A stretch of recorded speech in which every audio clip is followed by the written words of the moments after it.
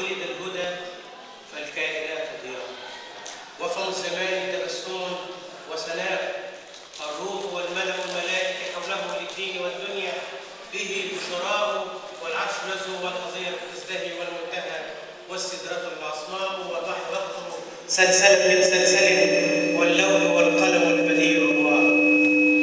يا خير من جاء الوجود تحية من مرسلين إلى الهدى، بك جاءوا بك بشر الله السماء فزينت وتضوعت مسكا بك الغبراء.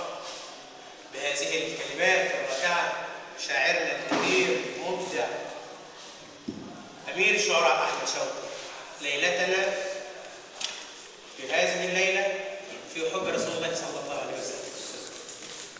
نرحب بكل الذين شرفونا من المبدعين، وعلى رأسهم الشاعر الكبير الأستاذ محمد عباس والشاعر الكبير الأستاذ إبراهيم سليم والأصدقاء وشيخنا الجليل المعمر الأزهري الشيخ أبو عبد الله، نورنا وكل سنة وأنتم طيبين جميعا.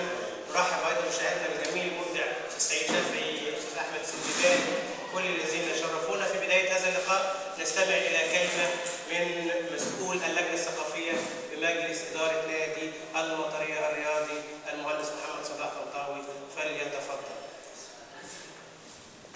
بسم الله الرحمن الرحيم. طبعا بنسعد بوجودكم دايما. نقدر نقول ان احنا اتاخرنا شويه، ولكن معذره يعني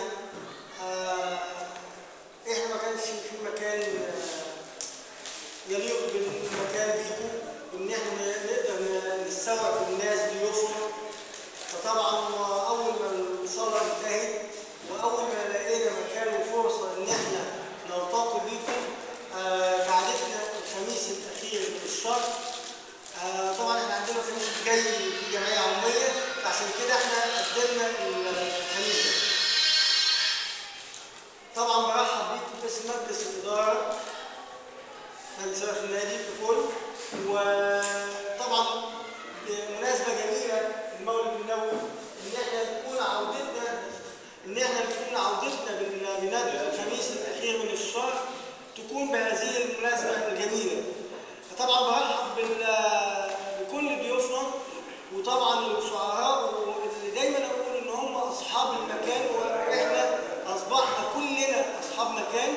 الشاعر الاستاذ محمد عباس، الاستاذ سعيد شافعي، الاستاذ احمد السندباد، الاستاذ جمعه، الناس كلها بنحتفل بيها ووجودها معانا، فطبعا ده شيء جميل. مره ثانيه عشان ما اطولش عليكم، اهلا بيكم واتفضلوا. معنا في هذه الليلة رجل جديد، صديق مخلص محب في رسول الله صلى الله عليه وسلم، معنا محاضرا في القسم الأول من اللقاء في هذه الليلة الشيخ محمد بخيت، فليتفضل. السلام عليكم ورحمة الله وبركاته. الحمد لله رب العالمين، حمدا كثيرا طيبا مباركا من السماوات والأرض، والصلاة والسلام على أشرف المرسلين سيدنا ونبينا وحبيبنا وعظيمنا محمد عليه أفضل الصلاة وأزكى التسليم. قبل أن نبدأ الحديث أتوجه بالشكر لمجلس الإدارة لهذا النادي العريق، وخاصة منسق اللجنة الثقافية المهندس محمد صلاح والأستاذ حسن خضر، والشكر لكل الحاضرين الذين حضروا هذا اللقاء، ونسأل الله سبحانه وتعالى أن يجعل هذا العمل خالصا لوجهه الكريم. ونحن نحتفل بمولد النبي صلى الله عليه وسلم.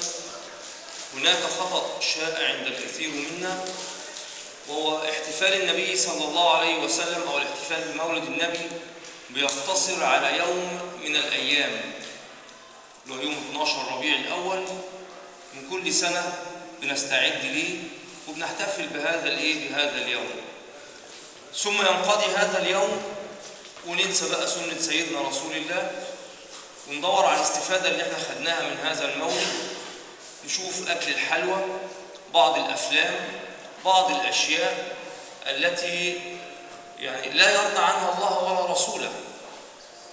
ولكن عندنا حديث وإن كان هو موجود في الأثر إن لربكم في أيام دهركم نفحات ألا فتعرضوا لها ألا فتعرضوا لها.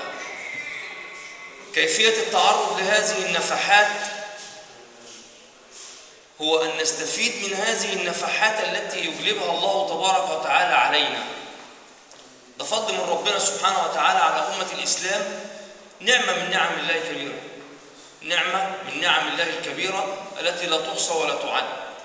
إن احنا عندنا طوال العام مناسبات دينية، ولكن للأسف الشديد إن كل المناسبات الدينية حولناها إلى طعام وشراب، حولناها إلى طعام وإلى شراب.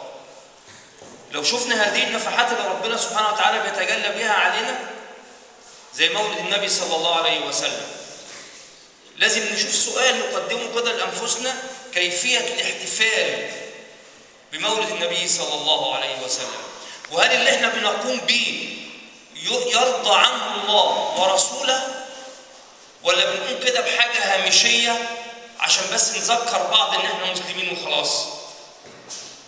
لذلك الإمام الحسن البصري رحمه الله قال لك: هناك جماعة ادعوا محبة النبي وادعوا محبة الله. لو احنا دلوقتي نادينا وقلنا مين اللي بيحب ربنا هتلاقي الناس كلها رفعت ايديها. لو جبنا ميكروفون وندهنا مين اللي بيحب سيدنا رسول الله الكل هيقول لك انا. طيب احنا عايزين واحد يقول لنا مين متبع لسنة سيدنا رسول الله، مين منا كده بيمشي على الهدي اللي امرنا به سيدنا رسول الله.